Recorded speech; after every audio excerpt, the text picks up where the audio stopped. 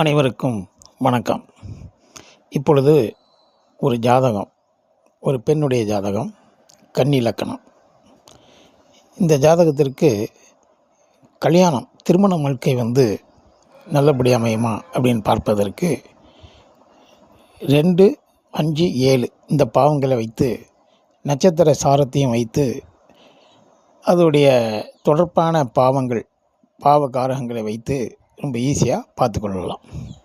இது ஒரு simple logic method. இப்போ பார்த்திங்கன்னா, கன்னி லக்கணத்திற்கு 2க்குரிய சுக்கிரன் லக்கணத்திலே உட்கார்ந்து நீசமாயிட்டார். சுக்கிரன் நீசமாயிட்டார். அப்போது 2க்குரியவன் நீசமானால் குடும்பங்கள் அவ்வளோ அமையாது அப்படின்னு சொல்லி நம்ம சொல்லலாம். இருந்த போதிலும் அந்த லக்கணாதிபதி புதன் சுக்கிரன் வீட்டில், துலா வீட்டில் போய் 2ல் போய் உட்காந்துட்டார். அப்போ புதனும் சுக்கிரனும் பரிவர்த்தனை.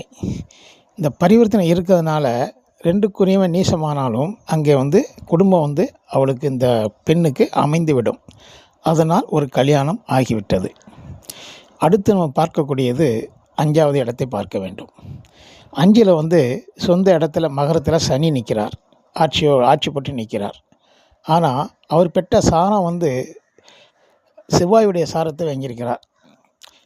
அந்த சித்திரை, அந்த அவிட்டத்தை வாங்கியிருக்கிறார். அப்போ செவ்வாயுடைய சாரத்தை வாங்கியிருப்பதால் அது கன்னி லக்கணத்துக்கு 3, 8க்குரியவர்.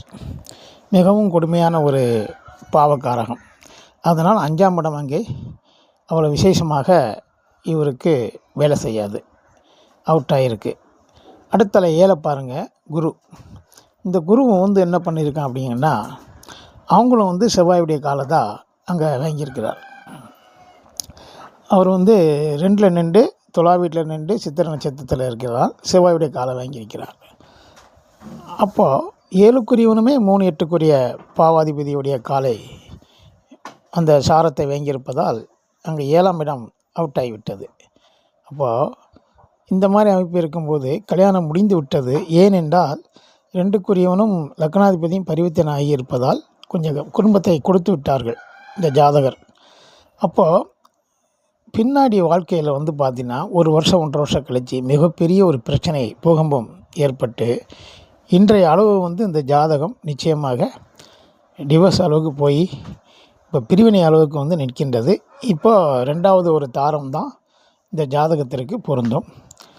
இப்படி ரொம்ப அருமையான முறையில் நட்சத்திர சாரத்தை எடுத்து பாவங்களுடைய காரங்களை பொருத்தி பார்க்கும்போது அருமையான பலன் நமக்கு கிடைக்கின்றது.